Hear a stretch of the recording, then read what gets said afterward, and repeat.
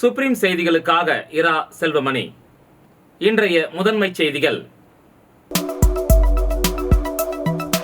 புதுவையில் கணவனை பிரிந்து வாழும் பெண்ணை கள்ளக்காதலன் அடித்து கொலை செய்து சாக்கு மூட்டையில் கட்டி வீசிச் சென்ற சம்பவம் பரபரப்பை ஏற்படுத்தியுள்ளது. காலாப்பட்டு மத்திய சிறைச்சாலையில் மொபைல் போன் வைத்திருந்த 2 கைதிகள் மீது போலீசார் வழக்கு பதிந்து விசாரணை மேற்கொண்டு வருகின்றனர். NRI இடஒதுக்கீட்டின் கீழ் மருத்துவ படிப்புகளில் சேர போலி சான்றிதழ்கள் வழங்கியதாக எழுந்த புகார். 44 மாணவர்கள் மீது போலீசார் வழக்கு பதிவு. இனி விரிவான செய்திகள். புதுச்சேரியில் கணவனை பிரிந்து வாழும் பெண்ணை கள்ளக்காதலன் அடித்து கொலை செய்து சாக்கு மூட்டையில் கட்டி வீசிச் சென்ற சம்பவம் பரபரப்பை ஏற்படுத்தியுள்ளது. புதுச்சேரி நெட்டப்பாக்கம் தொகுதிக்கு உட்பட்ட வடுவாக்குப்பம் பெருமாள் கோயில் வீதியைச் சேர்ந்தவர் இளவரசி. கணவரை பிரிந்து வாழும் இவருக்கு 2 பெண் குழந்தைகள் உள்ளனர். இந்த நிலையில் அதே பகுதியைச் சேர்ந்த லாரி ஓட்டுநரான ராஜ் என்கிற கிருஷ்ணப்பனுடன் இளவரசிக்கு கள்ளக்காதல் ஏற்பட்டது. அதனைத் தொடர்ந்து இருவரும் ஒரே வீட்டில் வாழ்ந்து வந்துள்ளனர். இந்த நிலையில் நேற்று இளவரசியின் வீட்டில் இருவருக்கும் வாக்குவாதம் ஏற்பட்டதை அடுத்து ராஜீவ் இளவரசியை அடித்ததில் அவர் சம்பவ இடத்திலேயே உயிரிழந்துள்ளார். இதனையடுத்து இளவரசியின் உடலை 2 சக்கர வாகனத்தில் வாழை இலை வைத்து கட்டி புதுச்சேரியை அடுத்து தமிழக பகுதியான திருவக்கரையில் வீசிவிட்டு ராஜி சென்றுள்ளார். இந்த கொலை தொடர்பாக புதுச்சேரி நெட்டப்பாக்கம் போலீசார் வழக்கு பதிவு செய்து ராஜீவை கைது செய்து விசாரணை மேற்கொண்டு வருகின்றனர்.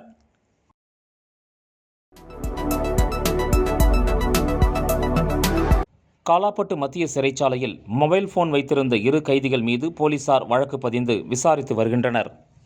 காலாப்பட்டு மத்திய சிறைச்சாலையில் 250க்கும் மேற்பட்ட கைதிகள் உள்ளனர்.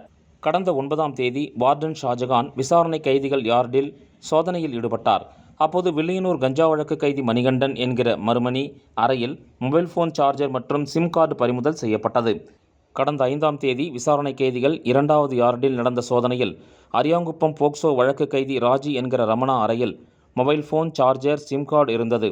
அப்போது அறையை சோதனை செய்த சிறை வார்டன்களை ஆபாசமாக பேசியதுடன் கீழே தள்ளி பணி செய்ய விடாமல் தடுத்தார். இதுகுறித்து வார்டன்கள் காலாப்பட்டு போலீசில் புகார் அளித்தனர். அதன் பேரில் போலீசார் நீதிமன்ற அனுமதி பெற்று விசாரணை கைதிகள் 2 மீதும் வழக்கு பதிந்து விசாரித்து வருகின்றனர்.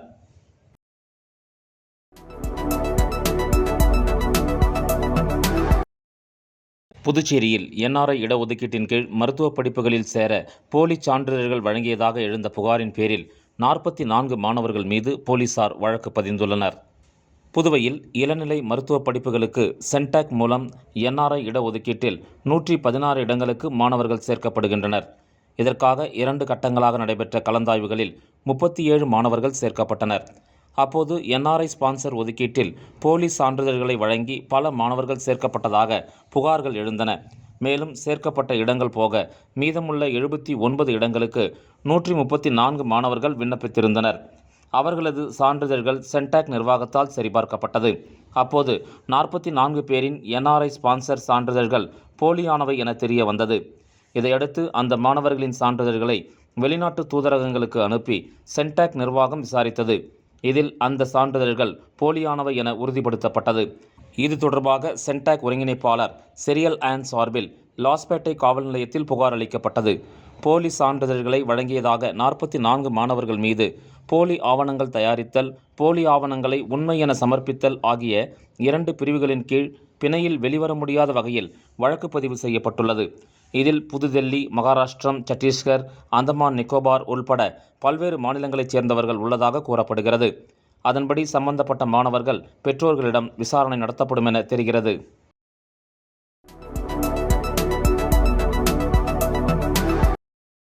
புதுவையில் மீனவர்களுக்கான மழைக்கால நிவாரணத் தொகை வழங்கும் திட்டத்தை முதலமைச்சர் ரங்கசாமி தொடங்கி வைத்தார். புதுவையில் மீன்வளம், மீனவர் நலத்துறை சார்பில் ஆண்டுதோறும் மீனவர்கள் குடும்பத்துக்கு மழைக்கால நிவாரணத் தொகை ரூபாய் 3000 வழங்கப்பட்டு வருகிறது. நிகழாண்டில் மழைக்கால நிவாரணமாக 19,302 மீனவ குடும்பத்தினருக்கு ரூபாய் 5.79 லட்சம் வழங்கப்பட உள்ளது. இதனையடுத்து சட்டப்பேரவை வளாகத்தில் முதலமைச்சர் அறையில் நடைபெற்ற நிகழ்ச்சியில் முதலமைச்சர் ரங்கசாமி பயனாளிகளுக்கு மழைக்கால நிவாரணத் தொகைக்கான காசோலையை வழங்கினார். இந்த நிகழ்ச்சியில் மீன்வளத்துறை அமைச்சர் லட்சுமி நாராயணன், சட்டப்பேரவை உறுப்பினர்கள் கல்யாணசுந்தரம், பாஸ்கர், செந்தில்குமார், மீன்வளத்துறை இணை இயக்குனர் தெய்வசிகாமணி உள்ளிட்டோர் கலந்து கொண்டனர்.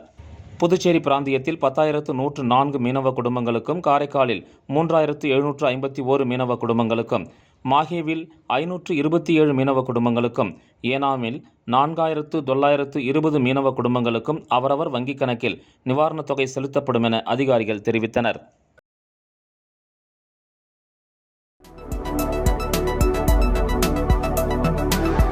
அரியாங்குப்பம் காவல் நிலையம் அருகே விபத்தில் காயமடைந்தவரை ஏற்றிச் செல்ல ஆம்புலன்ஸ் வாகனம் இல்லாததால் ஆபத்தான நிலையில் ஆட்டோவில் ஏற்றிச் சென்றனர்.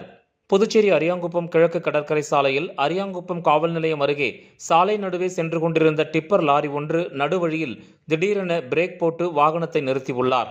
அதனைத் தொடர்ந்து இருசக்கர வாகனத்தில் வந்த பத்துக்கண்ணை அடுத்த பிள்ளையார்குப்பம் கிராமத்தைச் சேர்ந்த பெருமாள் என்பவர் எதிர்பாராத விதமாக லாரியின் பின்புறம் மோதி தலையில் பலத்த காயமடைந்து சரிந்து விழுந்துள்ளார்.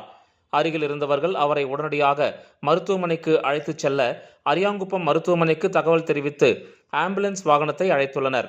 அவர்கள் மருத்துவமனையில் ஆம்புலன்ஸ் வாகனம் இல்லை என தெரிவித்துள்ளனர். மாற்று இடங்களில் உள்ள ஆம்புலன்ஸ் வாகனத்தை அனுப்பி வைக்குமாறு கேட்டதற்கு ஆம்புலன்ஸ் வாகனத்திற்கான டிரைவர் இல்லை என கூறி ஏற்பாடு செய்கிறோம் என தெரிவித்துள்ளனர். அரை மணி நேரத்திற்கு மேலாக காத்திருந்தும் ஆம்புலன்ஸ் வாகனம் ஏதும் வராததால் காயமடைந்தவருக்கு அதிக இரத்தப்போக்கு ஏற்பட்டதாலும் அருகில் இருந்த ஆட்டோவில் ஏற்றிச் சென்றுள்ளனர். இதனால் அங்கிருந்த பொதுமக்கள் பெரும் வேதனை அடைந்தனர். மேலும் அரியாங்குப்பம், தவளக்குப்பம் ஆகிய பகுதிகளில் எப்பொழுது விபத்து ஏற்பட்டாலும் இங்கு இருக்கும் மருத்துவமனைகளில் இருந்து ஆம்புலன்ஸ் வாகனங்கள் வருவது கிடையாது எனவும், சில மருத்துவமனைகளில் ஆம்புலன்ஸ் வாகனங்கள் காட்சி பொருளாக வைக்கப்பட்டிருக்கிறது எனவும் தங்களது அதிருப்தியை அவர்கள் தெரிவித்தனர்.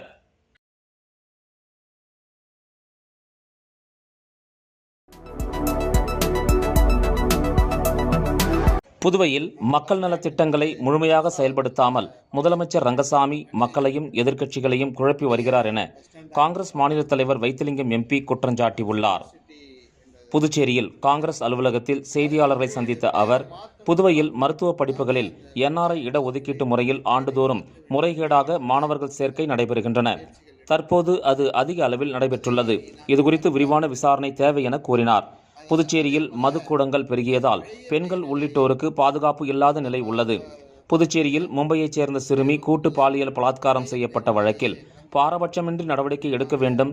மது விற்பனை விவரங்களை அரசு முறையாக கண்காணிக்க வேண்டும் என்றார். புதுவை அரசை கண்டித்து காங்கிரஸ் உள்ளிட்ட கட்சிகள் போராட்டம் நடத்தி எந்த பயனும் இல்லை. எனவே மக்களுக்கான வழக்குரைஞராகவே எதிர்க்கட்சிகள் வாதாடும் நிலை உள்ளது. நலத்திட்டங்களை முழுமையாக செயல்படுத்தாததை கண்டித்து போராடும் மக்களையும் எதிர்க்கட்சிகளையும் முதலமைச்சர் ரங்கசாமி குழப்பும் வகையில் செயல்படுகிறார் என்றார் வைத்திலிங்கம் எம்பி.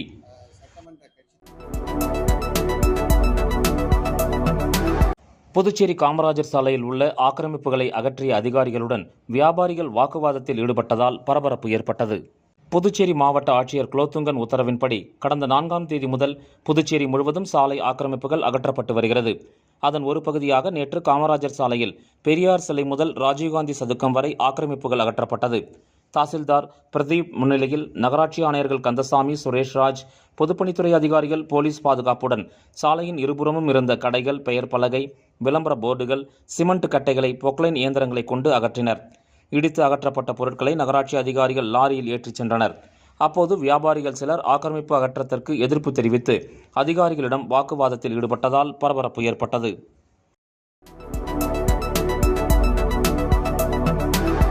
பணி நிரந்தரம் செய்ய வேண்டும் உள்ளிட்ட பல்வேறு கோரிக்கைகளை வலியுறுத்தி PRTC ஒப்பந்த ஊழியர்கள் கண்டன ஆர்ப்பாட்டத்தில் ஈடுபட்டனர். புதுச்சேரி சாலை போக்குவரத்து கழகத்தில் ஓட்டுநர், நடத்துனர் உள்ளிட்ட 276 ஊழியர்கள் பணிபுரிந்து வருகின்றனர். அவர்கள் பணி நிரந்தரம் கோரி கடந்த 2015ஆம் ஆண்டு முதல் பல்வேறு கட்ட போராட்டங்களை நடத்தி வருகின்றனர். இந்த நிலையில் அரசு சங்கங்களின் சம்மேளனம் மற்றும் போராட்டக்குழு சார்பில் கண்டன ஆர்ப்பாட்டம் அண்ணா சிலை அருகே நடைபெற்றது. ஆர்ப்பாட்டத்தில் 30க்கும் மேற்பட்ட ஒப்பந்த ஊழியர்கள் கலந்து கொண்டு கோரிக்கைகளை வலியுறுத்தி கண்டன கோஷங்களை எழுப்பினர். ஜிந்தாபாத் ஜிந்தாபாத் புதுவை அரசு புதுவை அரசு புதுவை அரசு புதுவை அரசு முடித்த ஓட்டுநர் நடத்துனர்களை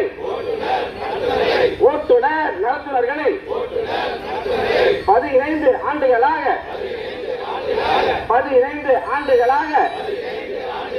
பணி உடனே செய்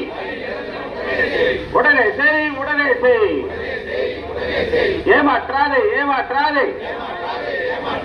ஏமாற்றாதே ஏமாற்றாதே வாக்குறுதியை கொடுத்து விட்டு வாக்குறுதியை வஞ்சக எண்ணத்தோடு தொழிலாளியை ஏமாற்றாதே தொழிலாளியை ஏமாற்றாதே. என்ன ஆட்சி என்ன ஆட்சி என்ன ஆட்சி என்ன ஆட்சி அமுல்படுத்து அமுல்படுத்து அமுல்படுத்து அமுல்படுத்து மத்திய அரசு அறிவித்துள்ள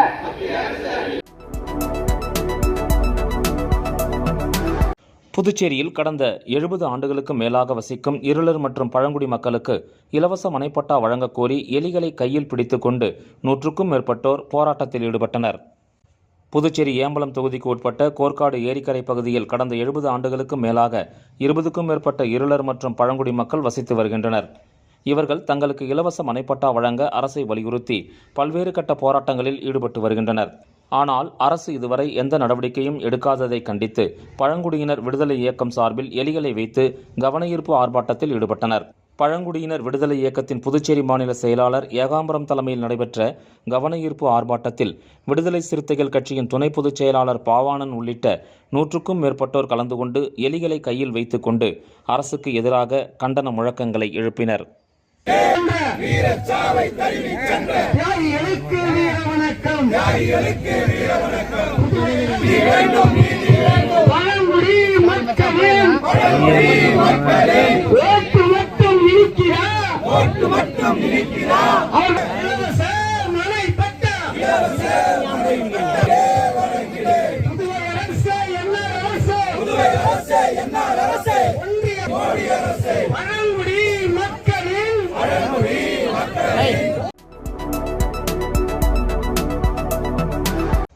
புதிய பேருந்து நிலையத்தில் அனைத்து வசதிகளையும் செய்து முடிக்காமல் மக்கள் பயன்பாட்டிற்கு கொண்டு வந்தால் தொடர் போராட்டம் நடத்தப்படும் என நேரு எம்எல்ஏ எச்சரித்துள்ளார்.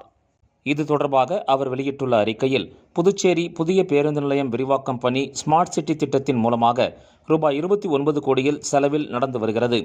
இந்த நிலையில் புதிய பேருந்து நிலைய பணிகள் முடிவடைந்து நகராட்சி மூலம் மக்கள் பயன்பாட்டிற்கு கொண்டு வரப்பட உள்ளதாக தெரிகிறது.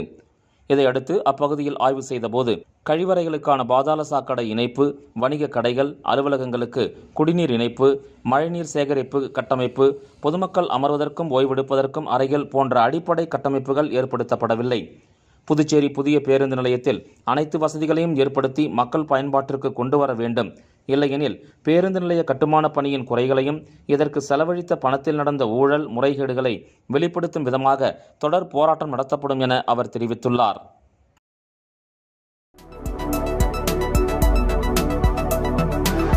புதுச்சேரி கால்ஸ் பிரெவரீஸ் குழுமத்தின் சார்பில் ரூபாய் 4.46 லட்சம் மதிப்பில் குளம் புனரமைக்கும் பணியை கால்ஸ் குழும இயக்குனர் GNS ராஜசேகரன் துவக்கி வைத்தார். புதுச்சேரி குருமாம்பேட் பகுதியில் அமைந்துள்ள கால்ஸ் பிரெவரீஸ் குழுமம் தனது CSR நிதியின் மூலம் பல்வேறு சமூக பணிகளை மேற்கொண்டு வருகிறது. இதன் ஒரு பகுதியாக புதுச்சேரி உழவர்கரை நகராட்சி இந்திரா நகர் தொகுதிக்கு உட்பட்ட தர்மாபுரி பகுதியில் அமைந்துள்ள தக்கனம் குளம் மறுசீரமைப்பு பணி புதுச்சேரியில் உள்ள கால்ஸ் பிரெவரீஸ் நிறுவனத்தின் CSR நிதியின் மூலம் மேற்கொள்ளப்படுகிறது. ரூபாய் 4,46,000 ரூபாய் மதிப்பில் மேற்கொள்ளப்படும் இப்பணியை கால்ஸ் குழும இயக்குனர் GNS ராஜசேகரன், உழவர்கரை நகராட்சி ஆணையர் சுரேஷ்ராஜ் ஆகியோர் பூஜை செய்து துவக்கி வைத்தனர். இந்த நிகழ்ச்சியில் பொதுப்பணித்துறை, உழவர்கரை நகராட்சி அதிகாரிகள், கால்ஸ் பிரெவரீஸ் நிறுவன பணியாளர்கள், சரோன் சொசைட்டி மோகன் மற்றும் ஊர் பொதுமக்கள் பலர் கலந்து கொண்டனர்.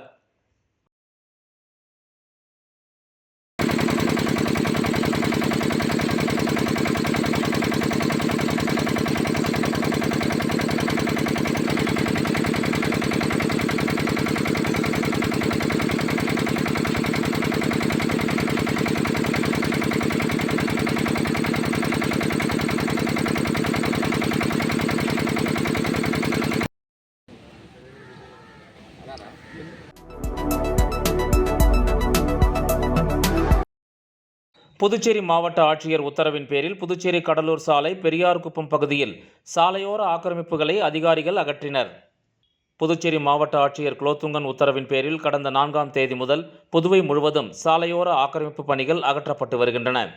அந்த வகையில் புதுச்சேரி கடலூர் சாலை பிள்ளையார்குப்பம் சந்திப்பில் சாலையோரம் ஆக்கிரமிப்பு செய்யப்பட்டிருந்த பெட்டிக்கடைகள், விளம்பர பலகைகள் அப்புறப்படுத்தும் பணி நடைபெற்றது. பாகூர் தாசில்தார் கோபாலகிருஷ்ணன் தலைமையில் வருவாய்த்துறை, கொம்யூன் பஞ்சாயத்து, பொதுப்பணித்துறை, தேசிய நெடுஞ்சாலைத்துறை, மின்துறை அதிகாரிகள் மற்றும் ஊழியர்கள் போலீசார் பாதுகாப்புடன் ஆக்கிரமிப்பு கடைகளை ஜேசிபி மற்றும் கிரேன் மூலமாக அப்புறப்படுத்தினர். இதனிடையே ஆக்கிரமிப்புகள் அகற்றும் பணியை தெற்கு மாவட்ட துணை ஆட்சியர் சோமசேகர் அப்பாராவ் கொட்டாரு, புதுச்சேரி போலீஸ் போக்குவரத்து சீனியர் சூப்பரண்ட் பிரவீன்குமார் திரிபாதி பார்வையிட்டு ஆய்வு செய்தார். இருப்பினும் அங்குள்ள பான்லே நிறுவனத்தின் பூத் அகற்றப்படாமல் விடப்பட்டது. இதனால் அங்கு பரபரப்பு ஏற்பட்டது.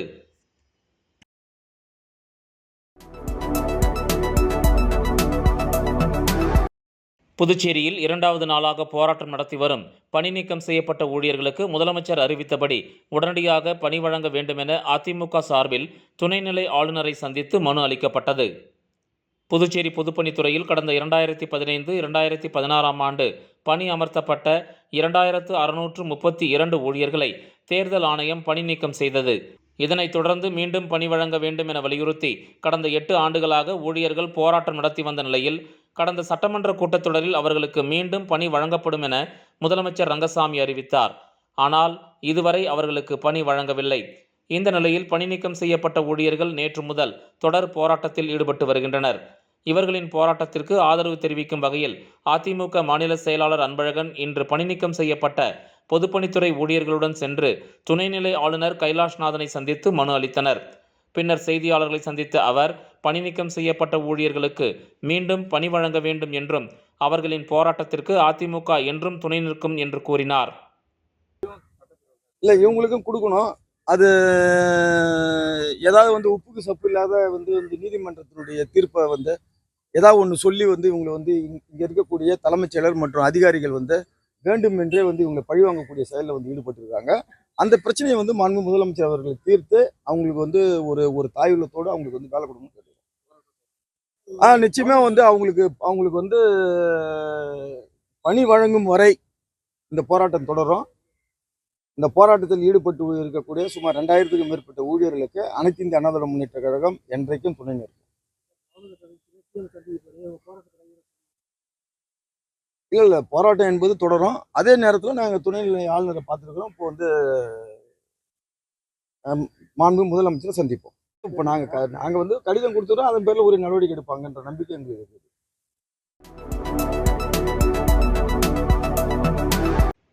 புதுச்சேரியில் 13 ஆண்டுகளாக நடத்தப்படாமல் உள்ள உள்ளாட்சித் தேர்தலை நடத்த கோரி அரசுக்கு இறுதி எச்சரிக்கை விடுத்து புதுச்சேரி மாநில மக்கள் முன்னேற்றக் கழகம் சார்பில் கண்டன ஆர்ப்பாட்டம் நடைபெற்றது. இதில் 500க்கும் மேற்பட்டோர் கலந்து கொண்டனர். புதுச்சேரியில் கடந்த 13 ஆண்டுகளுக்கு முன்பு உள்ளாட்சித் தேர்தல் நடைபெற்றது. அதன் பிறகு வந்த ஆட்சியாளர்களால் உள்ளாட்சித் தேர்தல் புதுச்சேரியில் நடத்தப்படவில்லை. இது சம்பந்தமாக பல்வேறு அரசியல் கட்சிகள், சமூக ஆர்வலர்கள் கோரிக்கைகள் விடுத்தும் கடந்த 13 ஆண்டுகளாக உள்ளாட்சித் தேர்தல் நடத்தப்படவில்லை. இந்த நிலையில் உள்ளாட்சித் தேர்தலை உடனே நடத்திட வலியுறுத்தி மக்கள் முன்னேற்றக் கழகம் 8 கட்ட போராட்டத்தை அறிவித்திருந்தது. அதன்படி காரைக்கால் உள்ளிட்ட பகுதிகளில் 7 கட்ட போராட்டம் முடிந்த நிலையில் அரசுக்கு இறுதி எச்சரிக்கை கொடுக்கும் வகையில் 8ஆம் கட்ட போராட்டம் இன்று நடைபெற்றது. சுதேசி பஞ்சாலை அருகில் மக்கள் முன்னேற்றக் கழக மாநில தலைவர் ராமதாஸ், சேர்மன் வெங்கட்ராமன் தலைமையில் புதுச்சேரி கடலூர் சாலையில் உள்ள சிந்தனை சிற்பி சிங்காரவேலர் சிலைக்கு மாலை அணிவித்து மரியாதை செலுத்திவிட்டு ஊர்வலமாக போராட்டத்தில் ஈடுபட்டனர். இந்த போராட்டத்தில் புதுச்சேரி அனைத்து தொகுதிகளில் இருந்து 500க்கும் மேற்பட்ட ஆண்கள், பெண்கள் என பலர் கலந்து கொண்டு கோரிக்கைகளை வலியுறுத்தி கண்டன கோஷங்களை எழுப்பினர்.